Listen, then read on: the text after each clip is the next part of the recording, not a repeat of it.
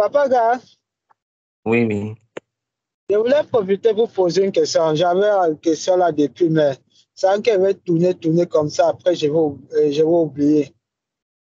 Je pense dans 1 Corinthiens, le chapitre 15, ça doit être le verset 21 ou 22 comme ça là. Ça parlait de résurrection. Et puis, l'apôtre Paul disait que s'il n'y avait pas de résurrection, pourquoi les gens se baptisent-ils au nom des morts? Bon, je n'ai pas bien compris. Si vous voulez par là dire qu'il y a les gens qui se baptisaient pour ceux qui sont morts, ou je ne sais pas. Je ne me rappelle pas si c'est le 21 ou le 22. Pardon. Si Je tu... comprends. C'est vraiment que je ne suis pas encore à la maison, j'allais un peu lire ça. Ou si quelqu'un peut un peu lire. Bon, j'aime Oui, vraiment oui. pas comprendre le sens. À ce temps-là, les gens se baptisaient au nom des morts ou c'est que c'est juste une parabole comme ça là. Oh, bonne question. Oui, oui, ça existe effectivement dans 1 Corinthiens chapitre 15. En effet. OK. On va, nous prions. On va y revenir. On va y revenir. Maintenant, pour revenir rapidement à la réponse. En réalité, la réponse à la question est assez simple. Regardons. On dit ceci dans 1 Corinthiens chapitre 15.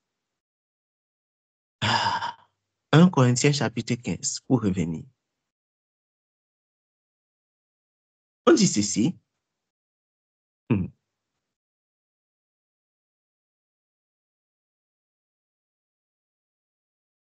À partir du verset 27.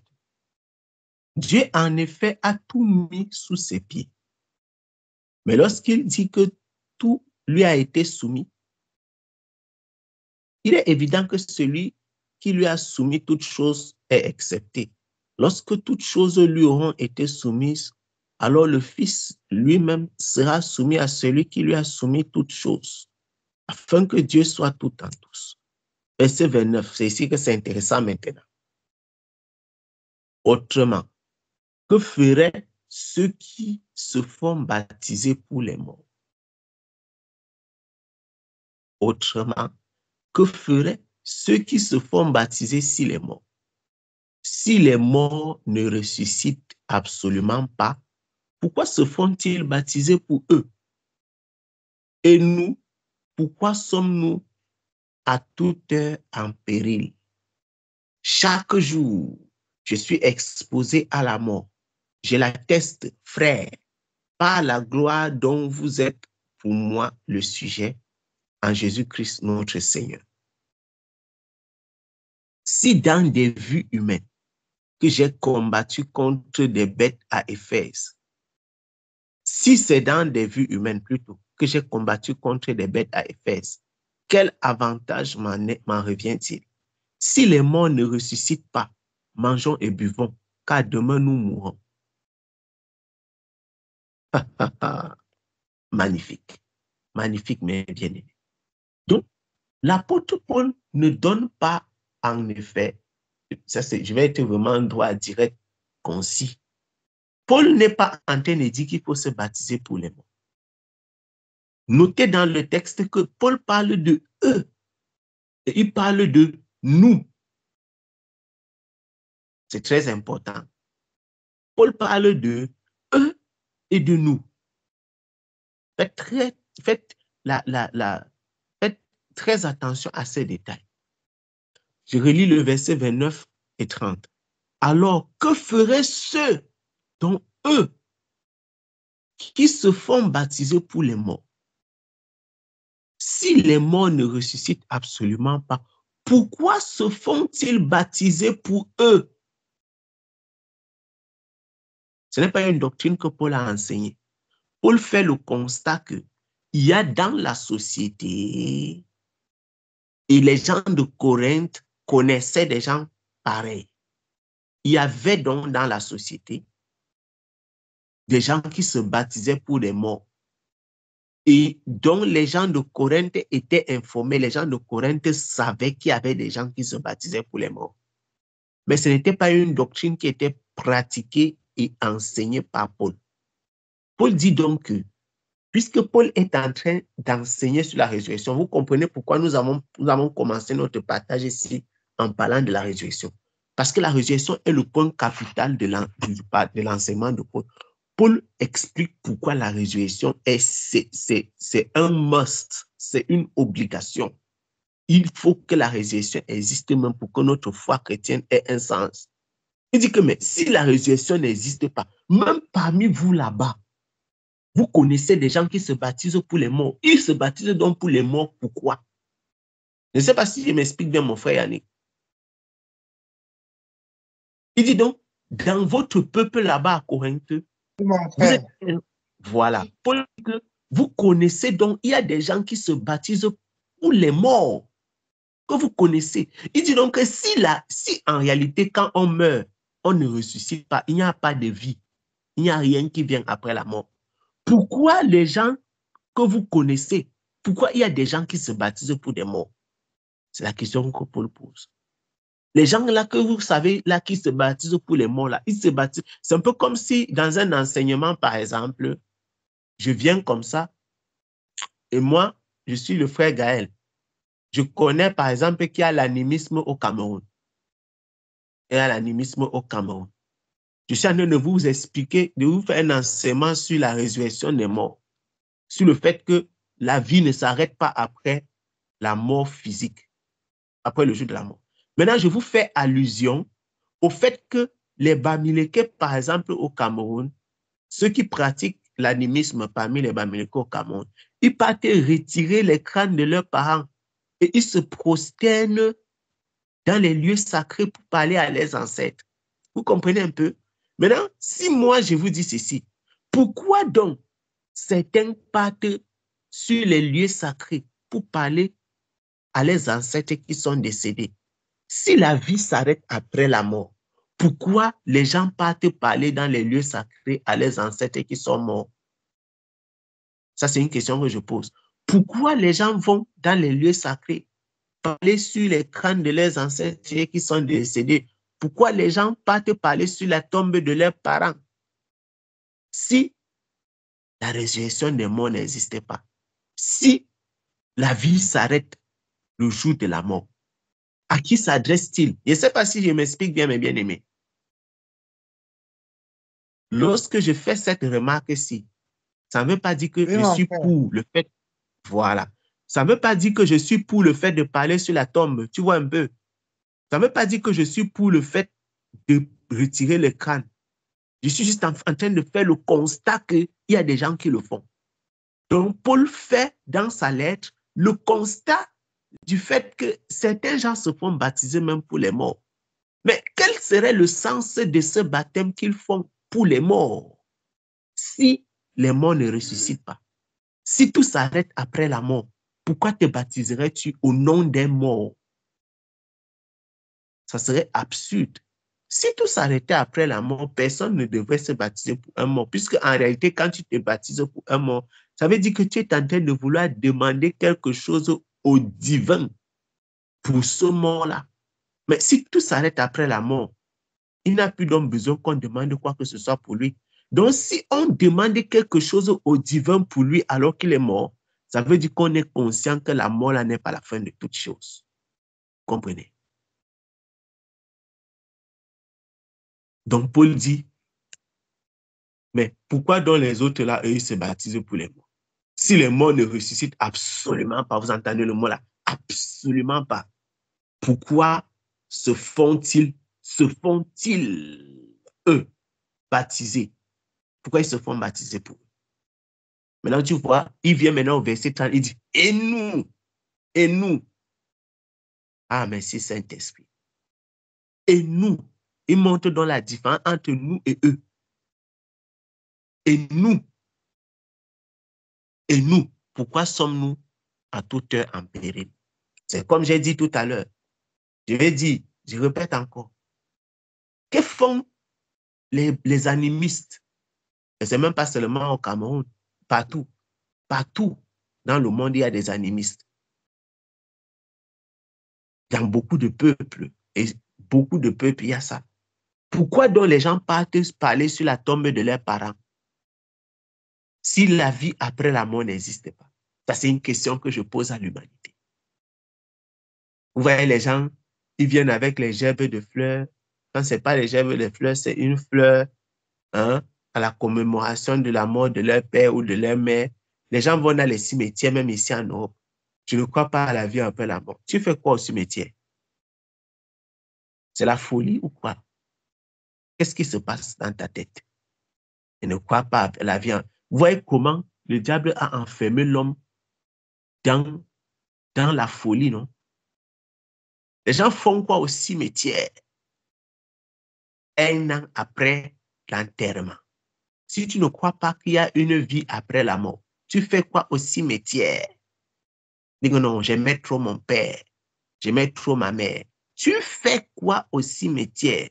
Si tu sais que ton père était déjà parti, ta mère était partie, et qu'il n'y a rien après la mort, tu fais quoi au cimetière? Ouais, comment même le diable les embrouille vraiment? Le diable les embrouille. Parce qu'en effet, le fait de partir, parler sur une tombe, que, oh papa, depuis que tu es parti, tu parles seul, mon frère. Maman, depuis que tu es parti, tu me manques tant. Les gens envoient même la lettre à leurs parents qui n'existaient pas. Oh, maman, j'étais beaucoup aimé. Tu m'as beaucoup aimé, blablabla. La nécromancie. Hein? Toutes ces choses-ci, c'est la confusion de Satan dans les cœurs. Parce qu'en effet, quand ils font toutes ces bêtises-là, c'est la preuve ultime que dans le cœur de l'homme, la résurrection est implémentée. Je ne sais pas si vous comprenez, si je m'explique bien, mes bien-aimés. C'est la preuve ultime qu'en réalité, l'homme, tout profond dans son cœur, il y a la résurrection qui crie. Donc, il y a cet enseignement qui pèse dans le cœur de l'homme, qui dit que quand tu es mort, ce n'est pas fini. C'est pourquoi les gens peuvent partir par là, même ici en Europe. Ce n'est pas seulement nous, les Africains. Eux-mêmes, ils sont très forts. Partir parler sur le tombeau, au caveau familial. Ils partent là-bas bavarder. Ils vont partir là-bas au cimetière. Quand ils ne peuvent pas parler ouvertement, ils vont méditer dans le cœur. Ils vont parler, s'adresser à leur mort. Les qui vont chez les médiums, les qui appellent les médiums pour parler avec les esprits de leur mort. Ce sont les Européens qui sont champions du monde dans ça. Mais vous dites que la vie après la mort n'a pas de sens, blablabla, c'est monter, c'est descendre. La résurrection existe. Et la résurrection existe. Et la résurrection existe. Parce qu'ils sont rebelles à toute l'instruction du Seigneur. Donc, l'apôtre Paul n'est pas pour le fait de se baptiser pour les morts. Je voulais le dire comme ça. Paul n'est pas pour. Paul n'enseigne pas de le faire. Paul fait allusion à des personnes qui le font. Paul fait allusion aux gens qui le font. Mais il n'est pas lui-même pour cela. Et il fait allusion à eux, à ceux qui le font. Mais il dit que nous, et nous, pourquoi serions-nous, pourquoi sommes-nous à toute heure en péril? Il dit que si les morts ne ressuscitent pas, je souffre donc pourquoi pour l'évangile? Je monte et je descends, on me fouette à gauche, on me lapide à droite, on me met en prison. Je souffre pourquoi? Si je peux courir le risque de mourir pour l'évangile, c'est parce que je sais que la résurrection existe, la résurrection des morts existe. C'est ce que Paul enseigne. C'est ce que Paul enseigne. Et Hébreux chapitre 9, le verset 27, après nous allons prier. Nous allons prier. Que dit Hébreux chapitre 9, le verset 27?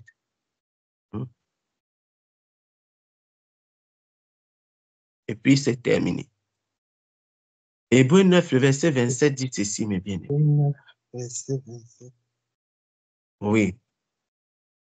Tu peux lire le verset 27 et 28 pour terminer. Ok. Hébreux 9, le verset 27 et 28. Verset 27, ici. Et comme il est réservé aux hommes de mourir une seule fois, après quoi vient le jugement, de même Christ qui s'est offert une seule fois pour porter les péchés de plusieurs, apparaîtra sans péché une seconde fois à ceux qui l'attendent pour leur salut. Amen. Amen. Il est réservé aux hommes de mourir une fois, après quoi vient le jugement. Il dit que de même aussi, Christ qui s'est offert une fois, comme il est réservé aux hommes de mourir une fois là, Christ aussi s'est offert une fois, pour porter le péché de plusieurs. Et on dit qu'il va apparaître, pourquoi? Une seconde fois, il va apparaître à ceux qui l'attendent pour leur salut. Seigneur, pitié.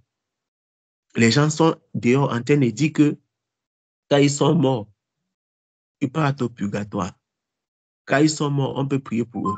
La Bible déclare qu'il est réservé aux hommes de mourir une seule fois, après quoi vient le jugement. Donc, si on mourait une fois après quoi vient le jugement, comme l'Écriture dit, comment encore Paul peut être pour le baptême des morts, le baptême en faveur des morts, plutôt. Nous comprenons donc clairement que Paul ne peut pas être en faveur du baptême au nom d'un mort. Si on peut faire quelque chose pour un mort, mon frère, chacun peut vivre sa vie comme il veut. Je ne sais pas si il m'explique, mon frère Yannick.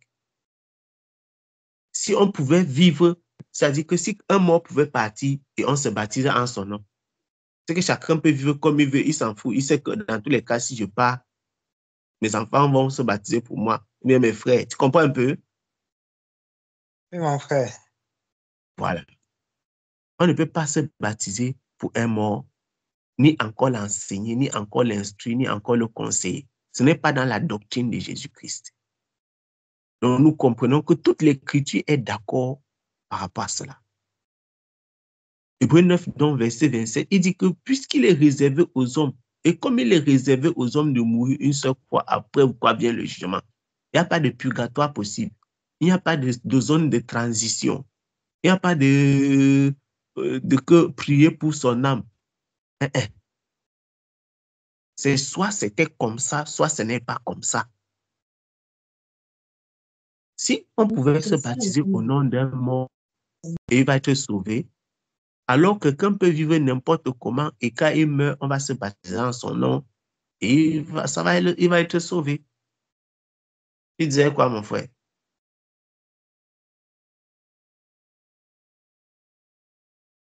Donc, Non, mon frère. ok. Donc, ça sont des fausses croyances qui ont existé. Imaginez-vous, si à l'époque de Paul, ces croyances, ce genre de choses existaient déjà sur la terre. Imaginez-vous dans les folies qu'ils peuvent avoir sur la terre des humains aujourd'hui. C'est-à-dire qu'au temps de Paul, les gens se baptisaient déjà pour les morts. C'est comme aujourd'hui, les gens partaient derrière la maison, enterrer les crânes de leurs parents. C'est ce genre de même folie. Voilà. Les croyances je veux dire quoi? Les croyances et les actes bizarres de la vie des hommes, inventés par les humains pour se tromper eux-mêmes.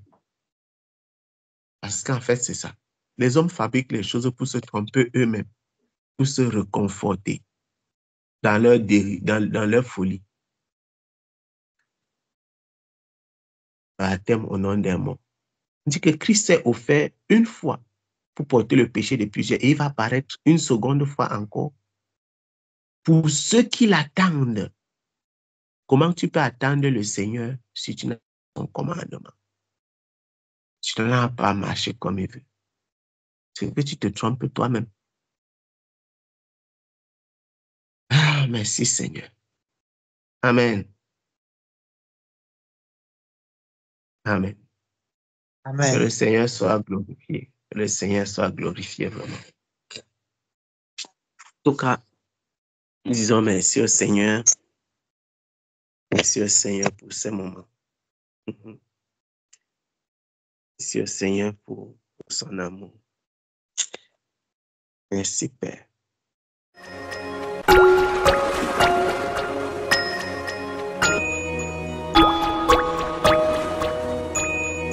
Mm-hmm.